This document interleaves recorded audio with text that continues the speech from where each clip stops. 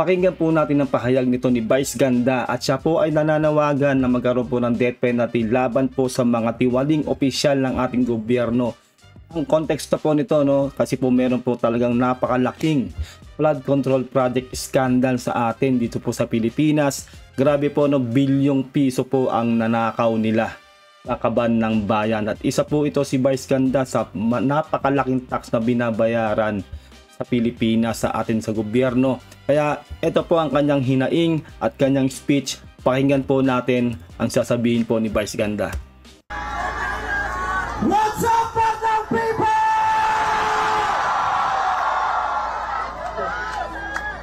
What's up?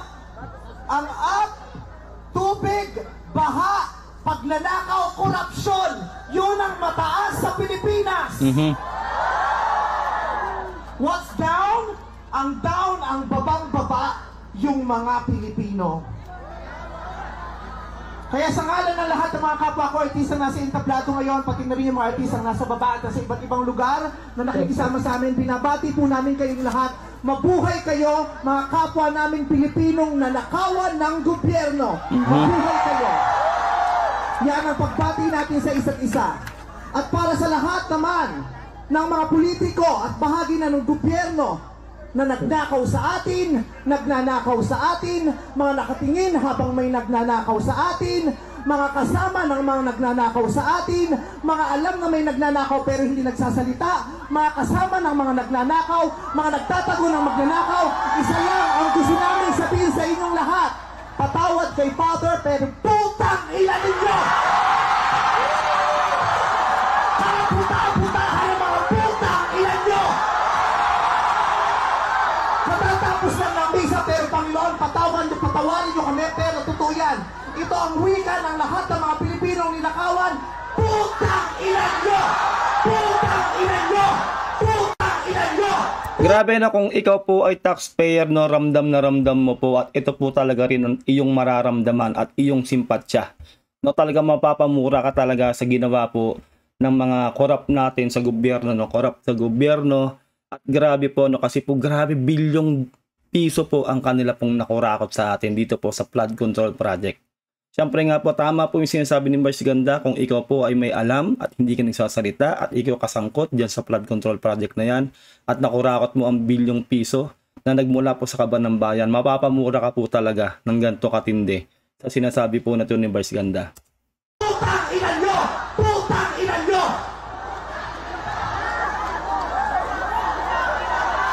Putang ina nyo!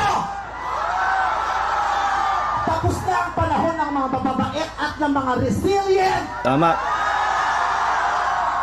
Ang mga mababait, ginago. Ang mga resilient, tinarantado. Hindi na uubra sa atin yung bait-baitan, kimi-kimian, tahimik-tahimikan, patawad pero hindi po. Hindi ko sisimplihan, hindi ko babaitan ang mensahe ko ngayon dahil hindi naman sila mababait. Tama yun. Sa katunayan, mga hayop sila. So bakit natin babaitan ang mensahe natin? Hindi natin kakalmahan ang mga salita at kilos natin dahil deserve nila ang galit, ang pikon at poot ng mga nanakawang Pilipino. Hindi tayo pwedeng kumalma. Yes. Tama. Hindi pwedeng iiyak lang. Hindi pwedeng magtitiis lang, hindi tayo kakalma.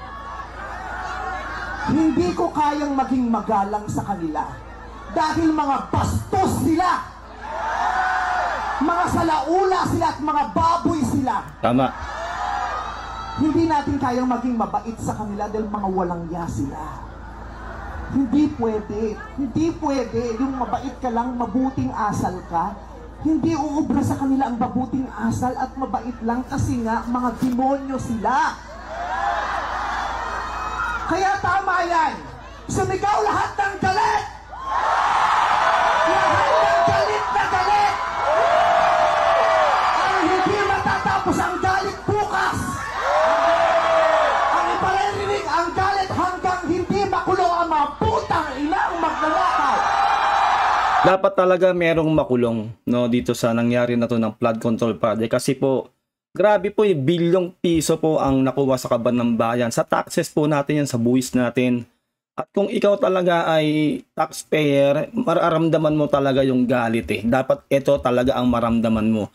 Sa akin nga, no, sana i-cancel muna na wag muna magbayad ng buwis ang bawat Pilipino hanggat hindi natatapos tong flood control scandal na to. Dahil talagang kawawa po ang mga taxpayer, no, dito po sa nangyayaring to. Dahil nakuhanan po tayo ng ganun-ganun lang ng bilyong piso. Kaya dapat po talaga ay ito ay maaksyonan at ito ay mayroong makulong, no? Mayroong makulong po dito sa pangyayaring to. Hindi tayong pwede magalit lang ngayon. Kailangan hanggang bukas, kailangan sa susunod na linggo, kailangan sa susunod na buwan, hanggang umabot ng ilang taon hanggat hindi sila nauubos. Walang mawawala sa atin kasi ubos na tayo. Kaya ang bato, ang gagawin natin ngayon ay babawi na tayo.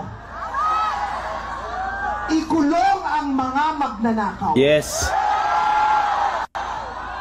Para sa akin, hindi nga sapat ang kulong. Dapat patayin ang mga korap na magnanakaw. Ibalik ang death penalty para sa mga korap. Para patayin ang mga magnanakaw, ikulong pati pamilya nila. Yun din ang aking gustong mangyari, no. Pati po yung pamilya nang nakinabang diyan sa flood control project na yan.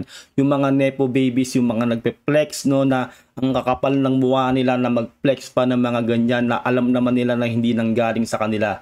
Yung kanilang ipiniflex na yan, no. Yung mga nakinabang talaga, mga may alam, makulong yan, no. At yun nga, gusto ko rin po na magkaroon na po ng death penalty sa kasong pandarambong, yung mga nagkurakot po sa atin, no.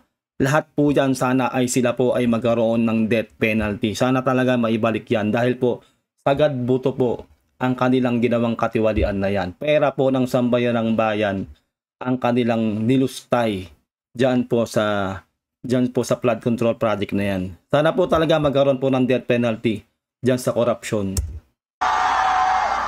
Dapat gumawa ang batas ang pamahalaan para ibalik ang death penalty. Pasensya na po, Father. Alam kong ayaw mo ng death penalty. Ipagdasal mo na lang ako.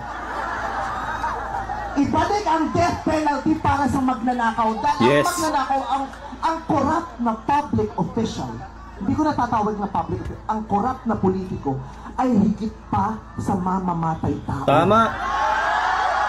Ang corrupt na politician Tama ay yun. higit pa sa magnanakaw. Yes. Ang corrupt na politician, ang korupsyon ay higit pa sa terorismo. Ang mga terorista, namimili lamang ng lugar at panahon kung kailan aatake. Tama. Pero ang mga magnanakaw sa Pilipinas, walang pinipiling araw. Araw-araw nila tayong ninanakawan. Tama. Nakita nyo ba, di ba, yung picture, yung bulto-bultong pera na nasa lamesa, no? Isipin nyo, no, pera natin yun. Tayong mga taxpayer na Pilipino, pera natin yun na pinaghahati-hatian ng mga dipalong, ng mga animal na yan, no, ng mga hayop na yan, na kinukurakot nila ang ating pera, na ipinangsusugal lang nila sa kasino, at kung ano-anong mga layaw nilang pinaggagawa, no? Yung mga ghost project, lahat po yan, no, yung mga project nila na hindi matibay, yung mga isa lang yung bakal, alam nyo na yan, di ba? Lahat po, lalo po sa Bulacan, tayo po mga ordinaryong mamamayan ang nagsasaper. Dahil sa katiwaliang yan, sila po ay talaga pong lumalaki ang mga tiyan, nagsisitabaan sila dahil po sa kurakot. No, nagkakaroon sila ng mga milyong-milyong halagang mga sasakyan, mga luxury cars, luxury brand na kung ano-ano man na nanggaling sa kaban ng bayan. Sila ang nagpapakasasa, tayo ang nahihirapan, tayo ang nagdurusa sa baha, tayo ang tunay na naapektuhan ng baha, tayo ang mga lumulusong sa baha, nakikipagpatintero sa kalye, hindi tayo makapasok sa ating mga hanap buhay ng dahil dyan sa baha na yan. Na dapat kung talagang naituon yan, yung budget na yan sa totoong magandang proyekto, wala na pong baha sa Pilipinas kung tutuusin dahil bilyong piso po ang halaga ng kanilang kinukurakot dyan sa flood control project. Kaya tama po lahat po ng sinasabi nito dito ni Vice Ganda. At ang inaatake ng mga terorista, yung mga iba ang pananampalataya, iba ang paniniwala, iba ang lahi. Pero ang mga korap, kapwa Pilipino lahi ang ninakawan. Kaya hindi tayo pwedeng sumuko lang ng ganito. Kaya hinahamon ka namin, Pangulong Bongbong Marcos, kung gusto mong magkaroon ng magandang legasiya, ang pangalan mo, ipakulong mo lahat ng magnanakaw. Well, ito po ang aking aking masasabi diyan. Ang ating Pangulong Bongbong Marcos ang nagsiwalat nitong flood control project. No, magtiwala lang tayo sa ating Pangulong Bongbong Marcos. Ito po ay magkakaroon tayo ng hustisya dito, no?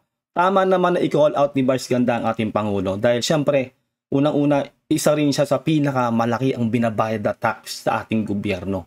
Lahat tayo, karapatan po natin yan, i-call out ang ating Pangulo.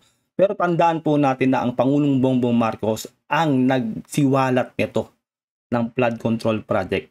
No, kaya hindi po talaga ito po ay hindi po natin talaga dapat na baliwalain dahil tayo po lahat taxpayer. Pero makikita naman po natin ang takbo ng senaryo na ginagawa ng paraan ng ating Pangulong Bongbong Marcos na magkaroon po tayong lahat ng hustisya dito. Pero tama po rin ang ginagawa dito ni Vice Ganda na i-call out ang ating Pangulo. Kasi siya po ang ating Pangulo. Wala pong kulay dito, no? Walang pink, walang green, walang blue. Ito po ay usapin ng buong sambayanang Pilipino na taxpayer. No? Lahat po talaga ay aalma dito sa nangyayari sa atin. Hindi na po ito maganda. Kaya itong ginagawa ni Vice Ganda at sinasabi niya, tama lang po ito na pag-call out sa lahat po ng ating namumuno sa gobyerno, lalong-lalo na po ang ating Pangulong Bongbong Marcos. Nakatingin kami sa iyo, Pangulong Bongbong Marcos. At inaasahan ka namin, hindi dahil sa idol ka namin, kundi dahil sinaswelduhan ka namin at inaasahan namin tama rin yun. Natutuparin mo ang inuutos namin mga employer mo. Kami ang nagpapasahod sa inyo. Tapos na ang panahon na natatakot tayo sa gobyerno. Takutin natin ang gobyerno dahil ang kapangyarihan nasa sa atin, wala sa kanila. Totoo yun, yung sinasabi na yun, nasa atin ang kapangyarihan, lalong-lalo na po sa eleksyon. Kaya lagi ko pong sinasabi, no, pagdating po ng 2028, nako, maging matalino na po sana tayo para po hindi po mawala ng saysay itong rally na to. No, ang pagkukurakot nila ng bilyong piso sa atin, yung inilalaban natin ng ating karapatan, no, dahil tayo po ay taxpayer. Sana po hindi po tumawalan lahat ng saysay, lalo po sa 2028. Wag po tayo magbulag-bulagan, bingi-bingihan, at wag po tayo padadala sa mga babulak-lak lang na salita ng mga mangangampanya na naman ng mga kumakandidatong mga nasa gobyerno, yung mga gustong papunta sa posisyon. Pero po ito po ang sinasabi ko po, no. Si Pangulong Bongbong Marcos po ang nagsiwalat nito. Magtiwala po tayo na gagawa ng paraan ni Pangulong Bongbong Marcos to. Sa tingin ko naman po ay hindi naman po niya isisiwalat to, 'di ba? Kung hindi niya ito magagawan ng justice itong pangyayari na to sa flood control project. Dahil mismong siya po ay dismayado sa nangyayari. Galit din po ang ating Pangulo. At sinabi niya nga po, no, kung hindi po siya Pangulo ngayon, malamang kasama siya dito, no, sa nagrarally. Dahil galit din po siya at nakita niya, pinuntahan niya lahat ng mga lugar, lalo sa Bulacan. Yung nakita niya lahat po ng mga ghost project doon. Na wala talagang dilatag na proyekto, pero bayad na. Kumbaga nakamkam na ng mga kasabwat doon sa flood control project na yon, yung pera, yung pondo. Kaya itong si Pangulong Bongbong Marcos ay galit din. Kaya asahan po natin yan na darating po ang panahon, may proseso po yan, na alam ko, bibigyan tayo ng matinding justice dito ni Pangulong Bongbong Marcos. Nakatingin kami sa inyo. Ipakulong.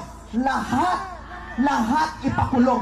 Bawiin ang mga ari-arian. Yun, dapat. Bawiin ang mga ari-arian. Pati atay, i-donate. Ibigay ang atay. Pati mata, i-donate. Walang ititira kasi nga, hindi tayo pwede maawa dahil mga putang ina nila. Tama. Maraming salamat sa inyong lahat.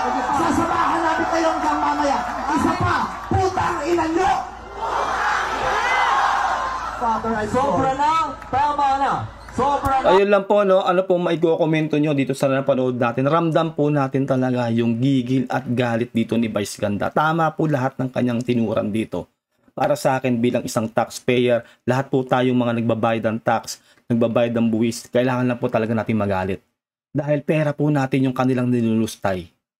No, dyan sa flood control project na yan. Kung sino man yung mga kasabwat dyan, sana ay maparusahan po silang lahat. At yun nga po sinasabi ko rin po, no, gusto ko rin pong maibalik po ang death penalty. Lalo sa kaso ng pangungurakot. No, sa mga kurakot sa ating gobyerno. Dahil sabi nga ni Vice Ganda, tama yun, masahol pa sila. Sa mga ibang level po yun, no? Kumbaga rekta kang impyerno talaga. Kasi po pera ng sambayan ng Pilipino ang iyong nilulustay. I-comment mo sa baba kung ano sa loobin mo. Huwag mong kadilimutan na mag-subscribe at mag-like sa ating video. Ingat kayong lahat. God bless and peace out.